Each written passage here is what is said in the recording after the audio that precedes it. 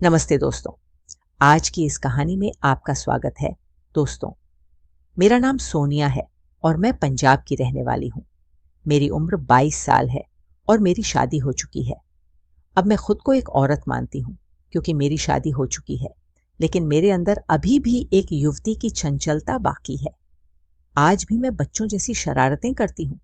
इसी वजह से चाहे मायका हो या ससुराल, मैं सबकी लाडली हूँ। मेरा मायका बड़ा और संप है, लेकिन मेरा ससुराल छोटा और साधारण है। ससुराल में सिर्फ मेरे पति और मेरे ससुर हैं। मेरे ससुर मेरे पति के सगे पिता नहीं हैं, बल्कि उनके चाचा हैं। उनकी उम्र 56 साल है, लेकिन वे अभी भी बहुत तंदुरुस्त और उत्साही हैं। मेरे ससुर रिटायर्ड सरकारी टीचर हैं। उनकी शादी के कुछ साल बाद ही उनकी पत्नी का निधन हो गया था। इसके बाद उन्होंने नौकरी से रिटायरमेंट ले लिया और दोबारा शादी नहीं किया। उनके बच्चे भी नहीं, इसलिए वे हमेशा अकेले ही रहे। उनका खर्च, उनकी पेंशन और थोड़ी बहुत खेती की आमदनी से चलता है। ससुर का जीवन बहुत नियमित है। वे सुबह शाम सैर करते हैं, दिन में टीवी देखते हैं या किताबें पढ़ते हैं। मेरे अपने सास ससुर अब इस दुनिया में नहीं है। मेरी शादी से पहले ही मेरी सास का देहांत हो चुका था और शादी के 1 साल बाद ससुर भी चल बसे। इसके बाद से मेरे छोटे ससुर यानी मेरे पति का चाचा हमारे साथ ही रहने लगे। मेरे ससुर अपनी सेहत का बहुत ध्यान रखते हैं। उनके बाल और मूछें भले ही आधे सफेद हो गए हों, लेकिन वे अभी भी आकर्षक लगते हैं। मैंने कभी भी लड़कों से दोस्ती नहीं की थी। कॉलेज में भी मेरी इतनी सख्ती थी कि कोई लड़का मुझसे बात करने की हिम्मत नहीं कर पाता था। मेरी सहेलियों के बॉयफ्रेंड थे। उनके रोमांटिक किस्से सुनकर ही मैं खुश हो जाती थी। जब वे अपने बॉयफ्रेंड के बारे में बातें करती तो मैं चुपचाप सुनती और मन ही मन सोचती कि काश ऐसा कुछ मेरे साथ भी हो। जैसे जैसे मैं बड़ी होती गई, मेरा रूप निखरता गया, मेरा शरीर भी बदलने लगा और मैं देखने में बहुत सुंदर लगने लगी थी। कई लड़कों ने मुझसे दोस्ती करने की कोशिश की, लेकिन मैंने किसी को हाँ नहीं कही। शादी से पहले मुझे रोमांस का कोई अनुभव नहीं था। मैं जो कुछ देखी वह सिर्फ फिल्मों में देखी। कॉलेज के फाइनल ईयर में जाते जाते मेरा रिश्ता तय हो गया। मेरे पति दिखने में बहुत आकर्षक थे। पहली ही मुलाकात में उन्होंने मुझे अपनेपन का एहसास दिलाया। सगाई से शादी तक हम कई बार मिले, लेकिन उन्होंने कभी जल्दबाजी नहीं किया। शादी के बाद मेरी जिंदगी में कई खूबसूरत और यादगार पल आए, लेकिन आज मैं आपको मेरे ससुर और चंपा के बारे में बताना चाहती हूँ। शादी के पहले साल में हम दोनों ने बहुत मजे किए, लेकिन यह घटना मेरे लिए बहुत ही चौंकाने वाली थी। मेरे पति उस समय कम जिम्मेदारियों और कम काम के बोझ के कारण हर रोज समय पर घर आ जाते थे। वह एक कंपनी में सुपरवाइजर थे और शाम के 6:30 तक घर पहुंच जाते थे। तब घर में सिर्फ मेरे ससुर रहते थे। जब मेरे पति हमेशा की तरह शाम को अपने साइड से घूमकर घर आते तो सबसे पहले मुझसे प्यार करना उनका काम होता था। रात का प्यार तो रोज का होता था, लेकिन इसके अलावा भी जब भी समय मिलता हम बस अपने प्यार में डूब जाते थे। 21 साल तक मेरे दिल में जो इच्छाएं दबी हुई थीं, उन्हें शादी से पहले कभी बाहर आने का मौका नहीं मिला, लेकिन शादी के बाद वे सारी इच्छाएं धीरे धीरे बाहर आने लगी कि और मेरे पति ने उन्हें शांत करने के लिए पूरे दिल से प्रयास किया।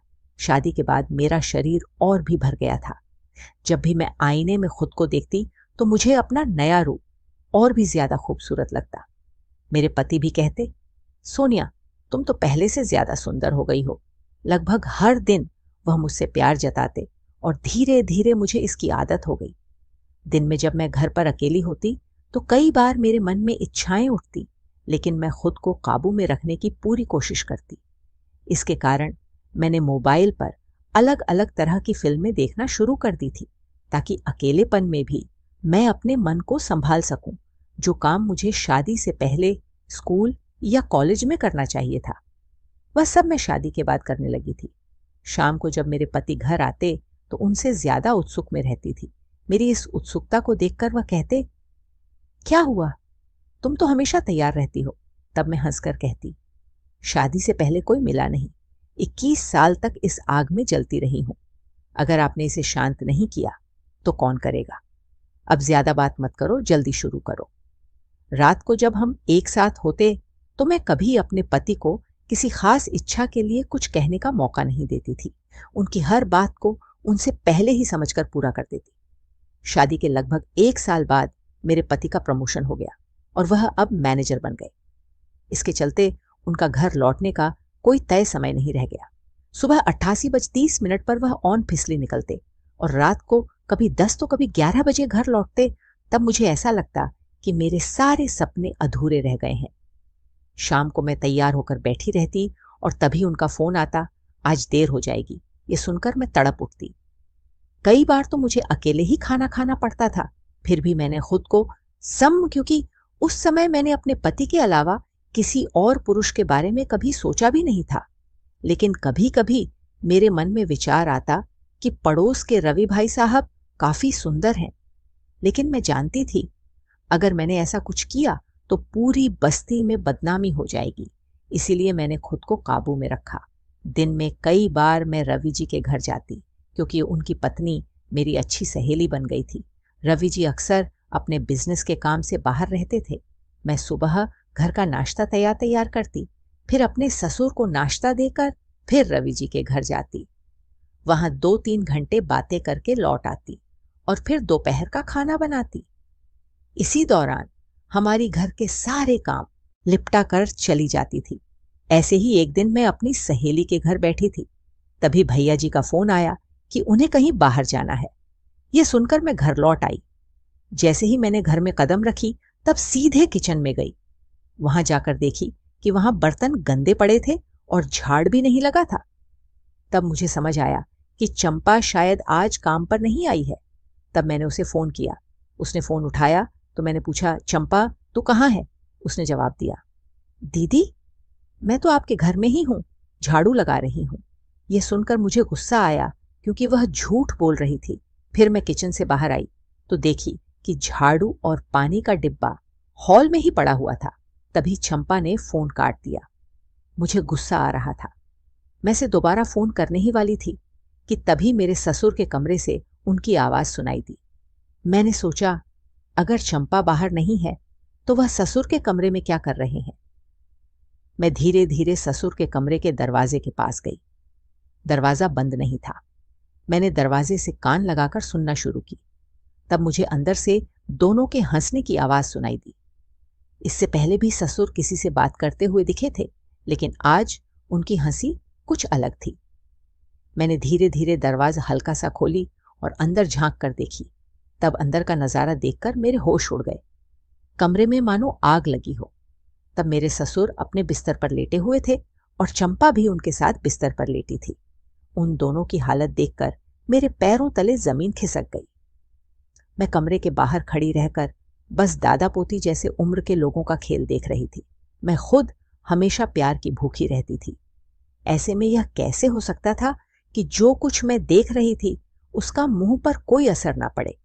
मैं ससुर को देख रही थी। इस उम्र में भी उनमें कितनी ऊर्जा थी। वह एकदम किसी जवान व्यक्ति की तरह व्यवहार कर रहे थे उन्हें। और चंपा को ऐसी हालत में देखकर मैं खुद को काबू में नहीं रख पाई और चंपा की जगह खुद को सोचने लगी, लेकिन मैं ऐसा कुछ करने की हिम्मत नहीं कर सकती थी। सच कहूं तो मैंने पड़ोस के रवि जी से अपने ससुर के बारे में कुछ बातें सुनी थी, लेकिन ससुर ने कभी मुझ पर बुरी नजर नहीं डाली या मेरे साथ कोई गलत व्यवहार नहीं किया। इसलिए मुझे कभी यकीन नहीं हुआ कि मेरे ससुर किसी गलत प्रवृत्ति के व्यक्ति हैं। मैं खुद से सोचने लगी कि मेरे ससुर अकेले रहते हैं तो शायद रवि जी ने उनके बारे में कोई अंदाजा लगाया होगा। लेकिन अब मेरी आंखों के सामने सब कुछ साफ हो गया था। एक 59 साल का आदमी ऐसी हरकत कर सकता है, वह भी हमारी 21 साल की काम वाली चंपा के साथ। चंपा भले ही शादीशुदा थी, लेकिन वह दिखने में साफ सुथरी नहीं थी और हमेशा अस्त व्यस्त रहती थी। फिर ससुर ने उसे क्यों चुना? यह देखकर मैं वापस अपने कमरे में आ गई और सोच में पड़ गई। तब कमरे से हल्की हल्की आवाजें आ रही थीं और मैं अपने बिस्तर पर बैठकर कल्पनाओं में खोने लगी। ससुर और चंपा के शांत होने से पहले ही मैं अपनी ही कल्पनाओं में डूब गई। फिर धीरे धीरे मैं बिस्तर पर बैठकर टीवी देखने लगी। करीब 35 मिनट बाद चंपा ससुर के कमरे से बाहर आई और सफाई करने लगी। जब वह मेरे कमरे में आई और मुझे बिस्तर पर बैठी देखी तो वह घबरा गई। उसने घबराते हुए पूछा, मालकिन, आप यहां? तब मैंने जवाब दिया, तो क्या मुझे अपने ही घर में नहीं होना चाहिए? उसने कहा, आप तो पड़ोस में गई थी ना? मैंने कहा, हाँ गई थी, लेकिन वापस नहीं आती। तो तुम्हारी करतूत का मुझे कैसे पता चलता? यह सुनकर वह डर गई और आधा अधूरा काम छोड़कर तुरंत चली गई। उसके जाने के बाद मैंने खुद घर की सफाई की। तब मेरे ससुर भी अपने कमरे से बाहर नहीं निकले। दोपहर में मैंने ही उन्हें खाना दिया, लेकिन हमारे बीच कोई बातचीत नहीं हुई। दिन में जो मैं देखी थी वही दृश्य रात को मेरे सपनों में आने लगा। अचानक मेरी नींद खुल गई और मैं ससुर के साथ अपने रिश्ते के बारे में सोचने लगी। सोचते सोचते मैं खुद पर काबू खोने लगी। तब मैंने अपने पति को उठाने की कोशिश की, लेकिन वह नहीं उठे। 1 घंटे पहले ही वह थक कर सोए थे। जब वह नहीं उठे तो मैंने खुद को जैसे तैसे शांत किया और वापस सो गई। अगले दिन मैं तय कर ली थी कि कुछ भी हो, मुझे चंपा की जगह लेनी है। कुछ भी करके मैं ससुर से इस बारे में बात जरूर करूंगी। लेकिन यह बात कैसे करूं, क्योंकि हमारे बीच कभी कोई ऐसी बात या व्यवहार नहीं हुआ था। उधर ससुर ने खुद को मुझसे कुछ दूरी पर रखना शुरू कर दिया था। जब बातचीत ही ना हो तो बातचीत शुरू कैसे किया जाए? लेकिन यह जरूर महसूस हुआ कि अब चंपा पहले से ज्यादा बेफिक्र हो गई थी। जिस दिन वह सलवार सूट पहनकर आती, उस दिन वह अक्सर बिना ढने के ससुर के कमरे में सफाई करने चली जाती। वह सबसे ज्यादा समय उसी कमरे की सफाई में लगाती थी और मैं अपनी कमरे में बैठी तड़पती रहती थी। धीरे धीरे ऐसा होने लगा कि मेरे ससुर भी अब थोड़ा खुलकर व्यवहार करने लगे थे। जब वह कमरे में सफाई करने जाती तो मेरे ससुर अंदर से दरवाजा बंद कर लेते। तब अंदर से उनकी आवाजें बाहर तक आती थीं। अंदर क्या हो रहा था, यह सोचते ही मेरा मन गुस्से से भर जाता था, क्योंकि मैं यह सब आवाजें सुनकर तड़पने लगती थी। लेकिन मैं खुद को कब तक रोक पाती? आखिरकार मैं अपना पूरा ध्यान खुद पर लगाना शुरू कर दी। मैं अपना पहनावा भी बदल ली। कुछ नए डिजाइन के कपड़े पहनने शुरू कर दी, जो मेरी खूबसूरती को और ज्यादा निखारते थे। जब तक वह घर में रहती, मैं अपने कमरे में रहती थी, लेकिन उसके जाने के बाद मैं ससुर के सामने जाती और ऐसा व्यवहार करती कि उन्हें मेरी बात समझ में आए। अब मैं घर में लंबे कुर्ते छोड़कर शर्ट और ट्राउजर पहनना शुरू कर दी थी। कभी कभी जीन्स और स्कर्ट भी पहन लेती थी। अब मेरी मेहनत रंग ला रही थी, क्योंकि मैंने नोटिस किया कि अब ससुर मुझे देखने लगे थे। सुबह उठने के बाद मैं ससुर को चाय देने जाती थी, तो अब उन्हें यह समझ में आने लगा था कि मैं क्या कर रही हूं और क्यों कर रही हूं। इस वजह से अब वह मुझसे ज्यादा खुलकर बात करने लगे थे। दोपहर के खाने के बाद हम अक्सर साथ बैठकर इधर उधर की बातें करते थे। एक दिन उन्होंने अपनी जिंदगी के बारे में सब कुछ बताया। मैंने उनसे पूछा, ससुर जी, आपने दूसरी शादी क्यों नहीं की? उन्होंने जवाब दिया, मुझे कभी जरूरत ही महसूस नहीं हुई। तब मैंने फिर बात को छेड़ी, तो कभी जरूरत पड़ी ही नहीं क्या? तब उनको समझ में आ गया कि मैं क्या कहना चाह रही हूं। तब वह बोले, मैं मानता हूं, कभी कभी जरूरत महसूस हुई। तब मैं हंसते हुए बोली, जैसे चंपा के साथ। यह शब्द सुनते ही वह हंस पड़े और बोले, तो तुम्हें सब पता है? मैंने कहा, हाँ सब पता है, लेकिन इसमें कोई बुराई नहीं है। आपको भी तो किसी का सहारा चाहिए। उसके बाद हम दोनों खुलकर हंसने लगे। अब सब कुछ साफ हो गया था। उसके बाद जब भी चंपा उनके कमरे में जाती तो पहले की तरह दरवाजा बंद नहीं होता था, बस थोड़ा बहुत बात होती थी। अब ससुर और चंपा मेरे साथ भी खुलकर बात करने लगे थे। मैं भी चंपा से मजाक करती कि हो गया तेरा काम। तब वह हंसकर कहती, हाँ हो गया मालकिन। तब सब कुछ ठीक चल रहा था। लेकिन ससुर अब भी मुझसे थोड़ा फासला बनाए रखते थे। मैं रोज नई नई तरकीब से उनके करीब जाने की कोशिश करती। एक दिन मैं चाय लेकर उनके कमरे में गई। तब ससुर ने अखबार किनारे रख दिया और मुझे देखने लगे। मैं उनके पास खड़ी होकर बोली, ससुर जी चाय लीजिए। तब उन्होंने मेरी ओर एक अजीब निगाह डाली और फिर चाय का कप उठा लिया। मैं सीधी खड़ी हो गई, लेकिन देखी कि वह अब भी मुझे देख रहे थे। तब मैं उनसे पूछी, क्या हुआ ससुर जी, ऐसा क्या देख रहे हैं? इस पर वह बोले, तुम्हें इसके बाद फिर से मैं पूछी, आप क्या कहना चाहते हैं? तब वह थोड़ा झिझक गए और फिर बोले कुछ नहीं। तब मैं उनके थोड़ा और करीब खड़ी हो गई और बोली, आपको मेरी नई साड़ी कैसी लग रही? फिर मैं साड़ी का पल्लू पकड़कर उन्हें घुमाकर दिखाई। तब मुझे पता था कि वह मुझसे थोड़ा डर रहे थे, लेकिन फिर भी उन्होंने कहा, बहुत सुंदर। उस वक्त मैंने उनकी बातों का थोड़ी ही जवाब दी। फिर मैं जल्दी से चाय का कप उठाने के लिए झुकी। तब वह मेरे हाथ को पकड़ ली। जब मैं उनकी तरफ देखी तब अचानक पीछे हट गए, जैसे उन्हें जोर का धक्का लगा हो। फिर उन्होंने तुरंत मेरा हाथ छोड़ दिया। तब मुझे लगा कि शायद मैंने कुछ ज्यादा ही कर दिया, इसलिए मैं चुपचाप अपनी कमरे में लौट आई। फिर कुछ दिन ऐसे ही बीते और तब मैंने महसूस किया कि ससुर का मेरे प्रति व्यवहार थोड़ा बदलने लगा है। अब यह साफ हो चुका था कि वह मेरे बारे में क्या सोच रहे हैं, लेकिन किसी कारणवश वह आगे बढ़ने की हिम्मत नहीं कर पा रहे थे। मुझे लगा कि उनकी हिम्मत बढ़ाने के लिए मुझे कुछ बड़ा कदम उठाना पड़ेगा। एक बार मेरा पति किसी काम के सिलसिले में शहर से बाहर गया हुआ था। तब रात को सोने से पहले मैं ससुर को दूध देने उनके कमरे में गई। तब जाने से पहले मैंने काले रंग की नाइटी पहन रखी थी। तब उनके कमरे में जाते ही दूध का गिलास उनके पास रखकर मैं उनके बिस्तर पर बैठ गई। तब वह बैठकर दूध पी रहे थे और हम बातें कर रहे थे। तब मैं उनसे पूछी, ससुर जी क्या देख रहे हैं? उन्होंने कहा, मुझे पता ही नहीं था कि मेरी बहू इतनी सुंदर है। तब उनकी बात सुनकर मैं मजाक में बोली, तो क्या आपकी नजर हमेशा मुझ पर ही रहती है? तब वह अचानक चुप हो गए, जैसे मैंने उन्हें डांट हो। मुझे लगा कि शायद मैं कुछ गलत बोल दी।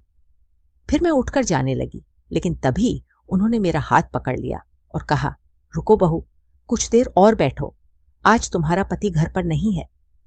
तब मैं वहीं पर बैठ गई। इसके बाद हम काफी देर तक बातें करते रहे। रात के करीब 12 बजे मैं वापस अपने कमरे में आ गई, लेकिन तब मेरा मन बहुत बेचैन हो रहा था। कमरे में पहुंचकर मैं खुद को जैसे तैसे करके शांत की, सो गई। अब धीरे धीरे मेरे ससुर का व्यवहार मेरे प्रति और बदलने लगा था, लेकिन बहुत धीमी गति से। वह अब मुझसे खुलकर मजाक करते और कभी कभी मुझे कुछ अश्लील जोक्स भी सुनाते। हालांकि उससे आगे वह कुछ नहीं कर रहे थे। दोपहर के वक्त ससुर अक्सर हॉल में बैठकर अखबार पढ़ते या हिंदी की कुछ किताबें पढ़ते रहते थे। हॉल से मेरे कमरे का दरवाजा साफ दिखाई देता था। तभी मेरे दिमाग में एक ख्याल आया। एक दिन जब ससुर हॉल में बैठकर बार पढ़ रहे थे, तब मैं नहाने चली गई। अच्छे से नहा धोकर मैंने बाल धोए और सिर्फ एक तौलिया लपेटकर बाहर निकली। फिर मैं सीधे ड्रेसिंग टेबल के सामने जाकर तैयार होने लगी। तब मेरा ध्यान बाहर ही था और मैं देखी कि ससुर अखबार के पीछे से चोरी छुपे मुझे देख रहे थे। तब मैंने अपनी अलमारी से एक सफेद साड़ी निकाली, जो मेरे पति ने हमारी पहली सालगिरह पर मुझे गिफ्ट किया था। उस साड़ी के साथ एक सुंदर लाल ब्लाउज भी था। तब मैं अच्छे से मेकअप की और फिर चाय बनाने के लिए रसोई में चली गई। तब मैं यह दिखाने की कोशिश कर रही थी कि मुझे कुछ भी पता नहीं है। चाय बनाते समय मैं सोची कि आज ससुर जी को चाय देते वक्त अपनी पूरी अदाएं दिखाऊंगी, लेकिन तभी मुझे झटका लगा। ससुर अचानक रसोई में आ गए और मेरे पास आकर खड़े हो गए। तब मैं शांत खड़ी रही और फिर मेरी ख्वाहिश पूरी होने लगी। अब धीरे धीरे मेरी सारी ख्वाहिश पूरी हो चुकी थी। तो दोस्तों, यह थी हमारी आज की कहानी। आपको यह कहानी कैसी लगी कमेंट करके जरूर बताएं।